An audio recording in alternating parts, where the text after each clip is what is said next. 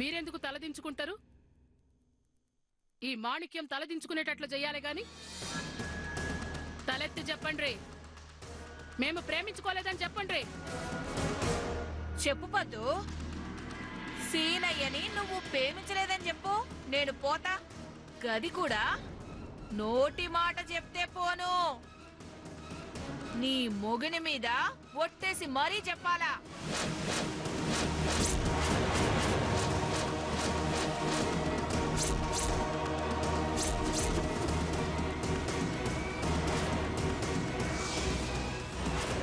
మాణిక్యం, మళ్ళా ఇదేంది? గప్పుడే కదా దుర్గమ్మ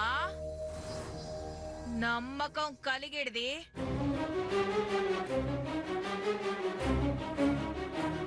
అయినా ప్రేమించుకోనప్పుడు ఒట్టేస్తేనేం దుర్గమ్మ? పొద్దు ఒట్టేసి చెప్పినావనుకో, నేను లెంపలేసుకొని మరీ పోతా ఇడికెళ్ళి. చెప్పు పద్మావతి, ఈ పెద్దమ్మ సంటోళ్ళు ఈ ఇల్లు పాడు చెయ్యనీకి, నీ కాపురం చెడగొట్టనీకి ఈసంటివి ఇంకో పాలు చెప్పకుండా ఉండాలంటే నువ్వు ఒట్టేసి చెప్పాలి. గప్పుడే చెప్పుతోని కొట్టినట్టుంటది. గది చూద్దాం దుర్గమ్మ, చెప్పుతో ఎవరు ఎవరిని కొట్టినట్టుంటదో, ఎవరి మొగంలా అవమానం కనిపిస్తుందో గది చూద్దాం. పద్దు, నన్ను చెప్పుతో కొడతానని మీ అత్తమ్మ తెగ సంబరపడిపోతాంది. బిడ్డ, జల్దీగా ముచ్చటేందో తీర్చరాదే? అత్త, మేమిద్దరం ప్రేమించుకున్నామనేగా అంటున్నావు? దానికి ఎవరు ఒట్టేసి చెప్పినా ఒకటేగా. నా పెండ్లం మీద ఒట్టేసి చెప్తున్నా.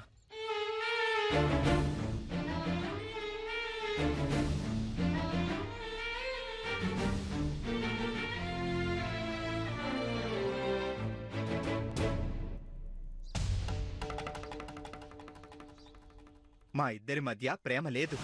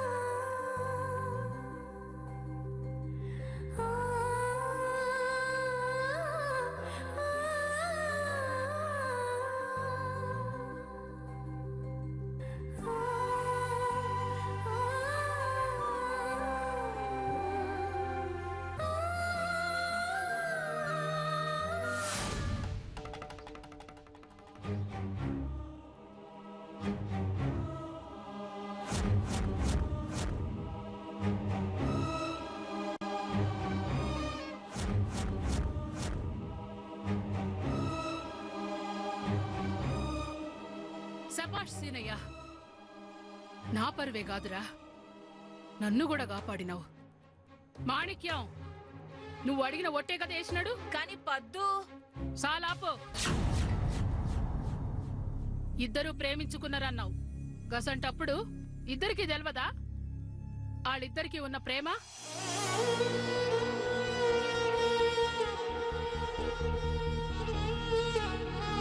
ఆ ఇద్దరిలో ఒకరు ఒట్టేస్తే ఇద్దరికి వర్తించదా? నన్ను అర్థం చేసుకొనుడే కాదు, మనుషులందరినీ అర్థం చేసుకొనుడు నేర్చుకో. నా మీద అక్కసుతో మాటి మాటికి నన్నెట్లా పడగొట్టాలే, ఎట్లా బాధ పెట్టాలి అని ఆలోచించొద్దు. ఎప్పుడు ఎదుటోళ్ళ గురించి ఆలోచిస్తా నీ గురించి ఆలోచించుకున్నాడు మానేస్తే నీ బతుక్కే నష్టం. కానీ నా జీవితానికి ఏం కాదు, యాద్ పెట్టుకో. ఇంకో పాలు ఎప్పుడైనా నా ఇంటికొస్తే బంధువులు ఎక్కొచ్చి కాపీ దాగిపో, గంతే గాని శత్రువులు ఎక్కొచ్చి విషం దాప నీకు మాత్రం రావద్దు. ఈ ఇంట్లో పెళ్లికి ముందు ప్రేమ లేకపోవచ్చు, కానీ పెళ్లి తర్వాత పుట్టిన ప్రేమలున్నాయి. గా ప్రేమతోనే నా కోడలు నా కొడుకు పుట్టినరోజుని మనస్ఫూర్తిగా చేయాలనుకుంటున్నది. గా మనసుని పాడు చెయ్యొద్దు. పద్మావతి, మీ పెద్దమ్మకి కాపీ ఇచ్చి పంపించు. చక్కెర జర ఎక్కువయ్యమ్మా, లోపలున్న చేదు దిగుతుందేమో.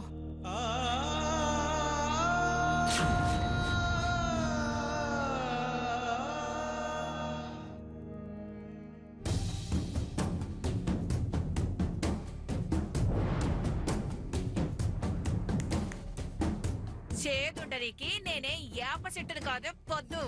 నాకేం గట్లాంటి అవసరం లేదు గాని మీ అత్తమ్మకే కాస్త అన్ని కూరల్లో కాస్త ఉప్పు కారం తగ్గించి పెట్టుండ్రి.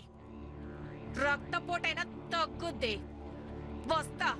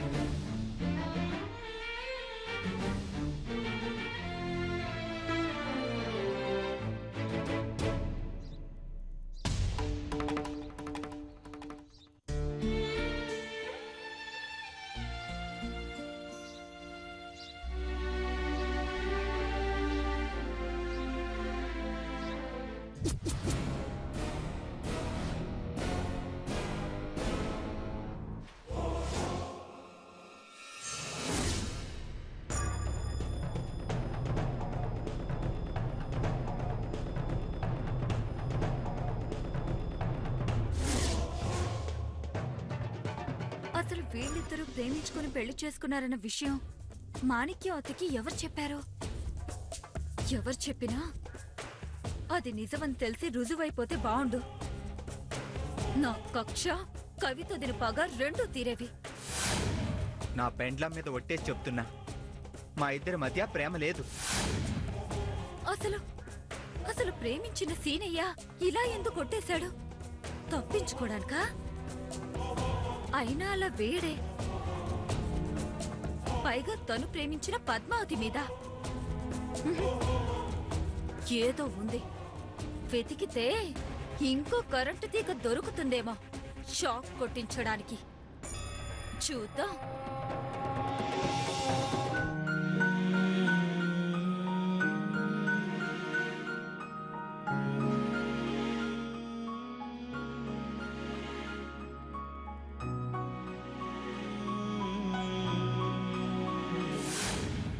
నా పెండ్లం మీద ఒట్టేసి చెప్తున్నా, మా ఇద్దరి మధ్య ప్రేమ లేదు. మా ఇద్దరి మధ్య ప్రేమ లేదా?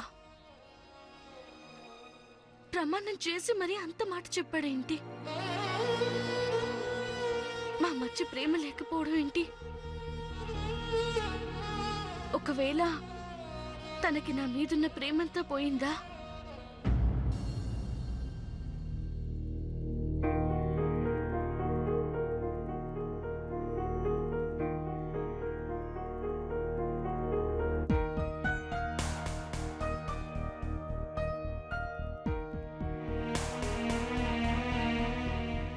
మొన్న నా మాటలకి ప్రేమంతా పోయిందా? లేదు, అలా జరగకూడదు. అదే జరిగితే నేను మారే ఉపయోగం లేదు. ఇప్పుడు నేనేం చేయాలి?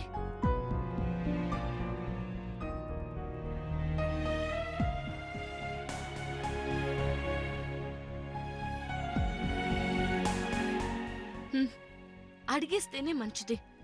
అలా ఎందుకు ఒట్టేశావు సీనయ్య? మనల్ని కాపాడడానికి దొంగొట్టేశావా, లేక నిజంగానే అలా అన్నావా అని అడిగేయాలి. నిజమే, నిజంగానే అలా అన్నానంటే ఆ మాట కూడా నేను భరించలేను సీనయ్య. ఆ మాట వెనక్కి తీసుకో, ఆ ఒట్టు తీసి గట్టు మీద పెట్టమని చెప్పేయాలి. అవును, లేకపోతే మా కాపురం. ఇప్పుడే అడిగేస్తా.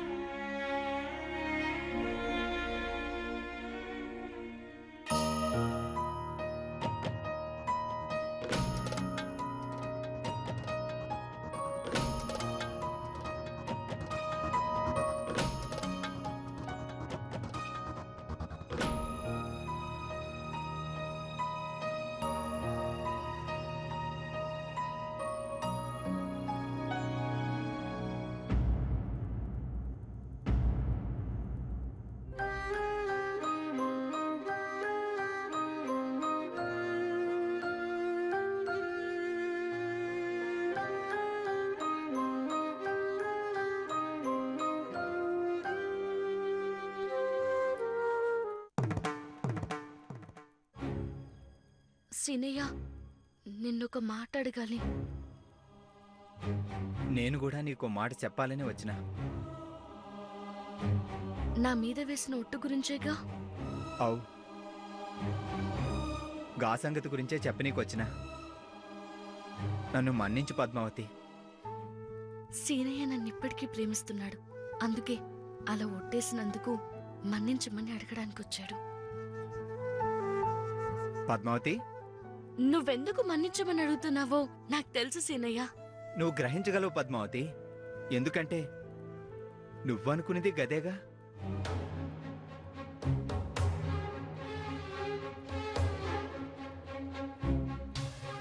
నేను నిన్ను తాకకూడదనేగా అనుకుంటున్నా. నిన్ను తాకితే నీకు కోపం వస్తుందని నాకు తెలుసు పద్మావతి. అయినా నీ తల మీద ప్రమాణం చేయక తప్పలేదు. గప్పుడు అంతకన్నా నాకు వేరే మార్గం తోచలేదు. గందుకే గట్లా చేసిన. నన్ను మన్నించు.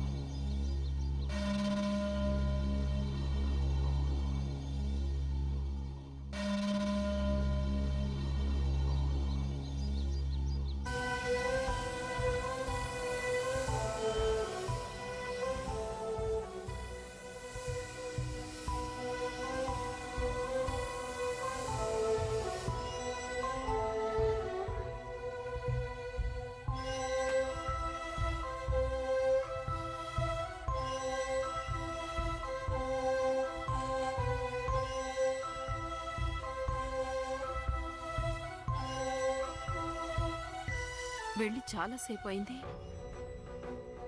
ఇంకా రాలేదేంటి?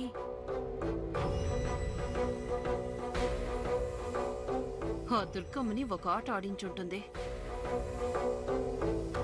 ఆ శుభవార్త విందామని 1000 కళ్ళతో ఎదురు చూస్తున్నాను.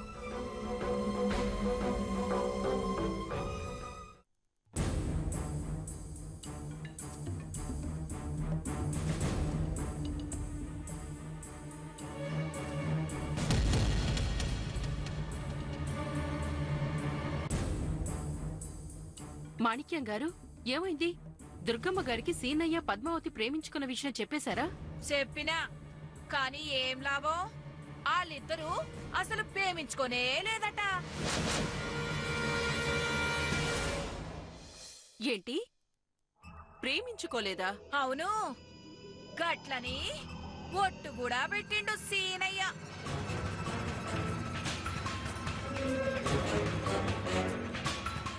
నిజమా? అవు, గసలు వాళ్ళిద్దరూ ప్రేమించుకున్నారని నీకెవరు చెప్పిండ్రు?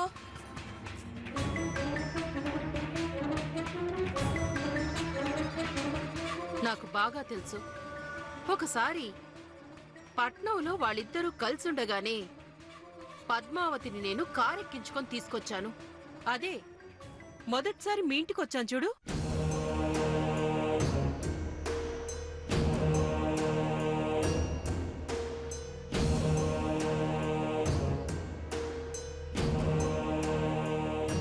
మరి ప్రేమించుకోలేదని ఒట్టు కూడా పెట్టిండు కదా.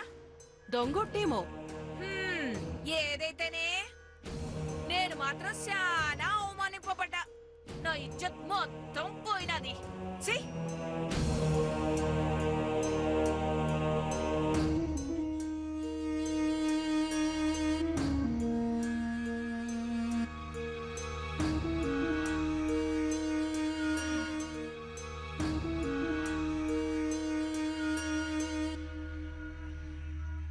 మీ ఇజ్జత్ పోతే పోయిందిలేండి, కానీ మంచి ప్లాన్ పోయింది. గొప్ప అవకాశం చేజారిపోయింది. ఇప్పుడెలా?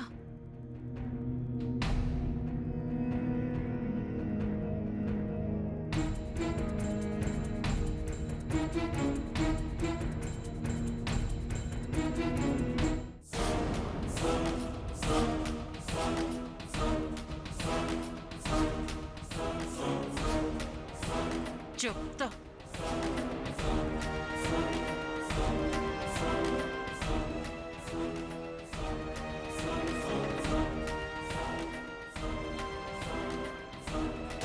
చిన్నపద్దు,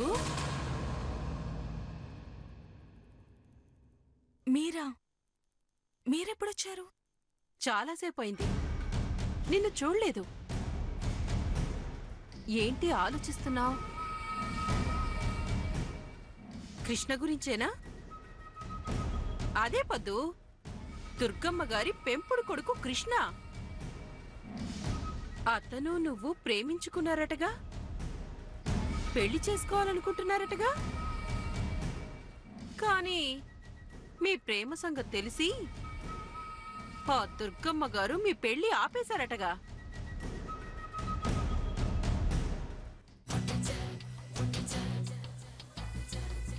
ఇదంతా మీకెలా తెలుసు? మీ పెద్దమ్మగారే చెప్పారు. కానీ నేను మీ పెద్దమ్మగారి వైపు మాట్లాడను. ఎందుకంటే ప్రేమ గురించి నాకు తెలుసు. నేను ఒకప్పుడు ప్రేమ పెళ్లి చేసుకున్నదాన్నే. అందుకే నాకు ప్రేమ విలువ తెలుసు, మనసు జారిపోతే పడే బాధ తెలుసు. అందుకే నీకో మాట చెప్పాలనిపిస్తోంది. చెప్పనా?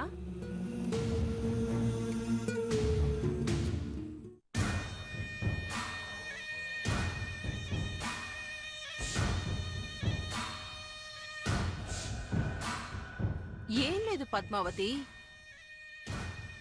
ఎలాగైనా నీ ప్రేమను దక్కించుకో. నువ్వు మనసిచ్చిన కృష్ణనే పెళ్లి చేసుకో. మీ పెద్దమ్మ గురించి ఆలోచించుకో. ఆవిడ సంగతి నేను చూసుకుంటాను. కృష్ణని పెళ్లి చేసుకునే సంగతి నువ్వు చూసుకో. మన మాటలు మీ పెద్దమ్మ వింటే మొదటికే మోసం వస్తుంది. నేను వెళ్ళొస్తాను. బాగా ఆలోచించుకొని నిర్ణయం తీసుకో.